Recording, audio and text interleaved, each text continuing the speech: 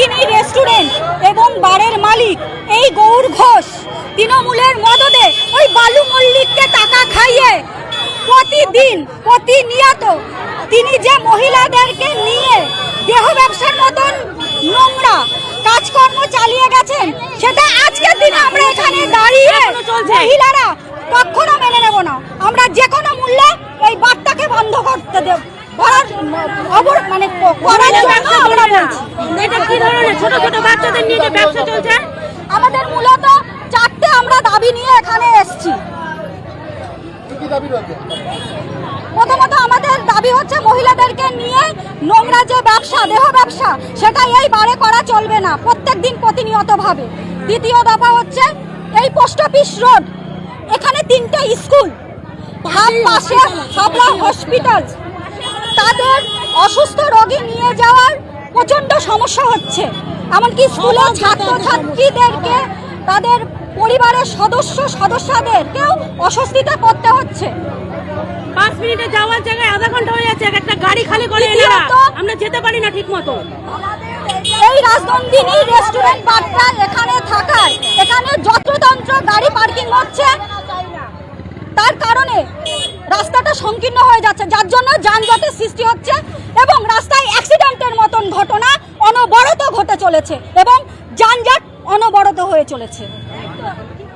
আর চতুর্থ, এখানে আমাদের কাছে খবর আছে যে রাত 11টা পর্যন্ত রাজনন্দিনী রেস্টুরেন্ট এবং বার খোলা থাকবে, কিন্তু উনি রাত 2টা পর্যন্ত 3টে পর্যন্ত খোলা রাখছে, যার কারণে আমাদের এখানে নেশাগ্রস্তদের উপদ্রব বেড়ে গেছে।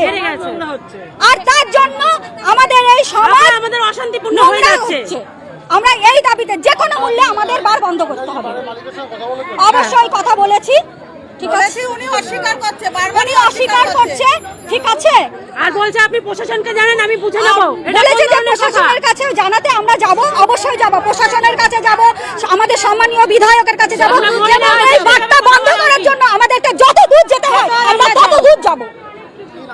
আমার নাম শম্পা ঘোষ, আমি হাবড়ার স্থানীয় বাসিন্দা।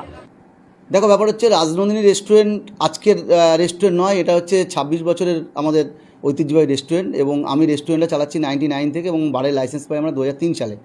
এই যে বিভিন্ন এই যে লং টাইম প্রসিডিউরের মধ্যে আমরা জীবনে অনেক কিছু শিখেও গেছি কীভাবে ব্যবসাটা পরিচালনা করতে হয়।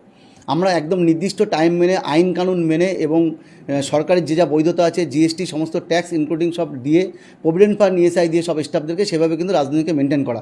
আজকে রাজনীতি অনেকটা দূর এগিয়ে গেছে, তাদের গুডউইল, আমাদের গুডউইলটাও সেই জায়গায় মেনটেন করি। আজকে আমার কাছে এরকম ব্যাপার না যে পয়সাটাই বড়, আমার কাছে গুডউইলটা অনেক বড় ব্যাপার। মানুষের যদি কিছু অভিযোগ থাকে তারা আমাকে বলতে পারে, আমরা সেগুলো রেকটিফাই করে নিতে পারি। চলার পথে মানুষের ভুল হয়, আমারও মেবি হতে পারে।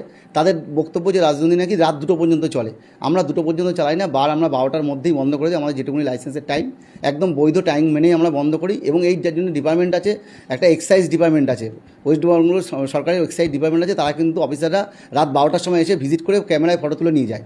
এবং হাবড়ার প্রশাসন আছে, তারাও দেখতে পারে, আমাদের সিসিটিভি লাগানো আছে, আমাদের 76টা সিসিটিভি লাগানো আছে, সেই সিসিটিভির মাধ্যমে দেখতে পারে যে আমাদের বারটা কতক্ষণ চলছে, কী ঘটছে। টোটাল হোটেলের মধ্যেই ক্যামেরা, ঢোকা থেকে বেরোনো পর্যন্ত টোটালটাই হোটেলে ক্যামেরা। কোনো হোটেলটা কী, যদি কেউ বলে যে হোটেলের মধ্যে এটা নোংরামি হয়, ওটা হয়, এটা হয়, তাহলে আমি বলবো তাদেরকে আমাদের সিসিটিভি দেখতে বা প্রমাণ দিতে। এবার আমার অজান্তে যদি কোনো ভুলও করে আমার স্টাফরা, তাও আমাদের কিন্তু সেগুলো আমাদের গোচরে চলে আসে সিসিটিভির থেকে।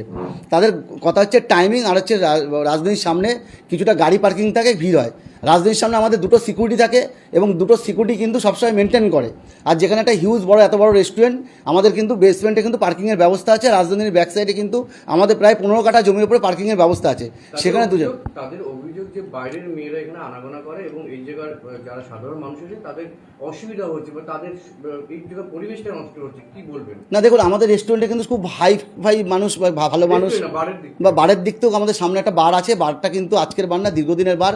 ফ্যামিলি ওই বারে আসে, ফ্যামিলি রেস্টুরেন্ট বার আছে এবং মানে তারা কী ধরনের কী বলছে তার মানে আমি কথা বুঝতে পারছি না। আমরা কিন্তু আমাদের ঐতিহ্য কালচার মেনেই কিন্তু আমরা হোটেলটাকে চালাই, এটা আমি বলতে পারি। আমরা কিন্তু কোনো কিছু করাপ্টেডের মধ্যে আমরা থাকি না, অযাচিত পয়সাও আমরা কিন্তু ইনকাম করতে যাই না, লোভনীয়ভাবে আমরা চলিও না। আমরা আমাদের গুডউইলটার দিকে সবসময় লক্ষ্য দিই। কি নাম? আমার নাম গৌর ঘোষ, আমি হোটেলের কর্ণধার।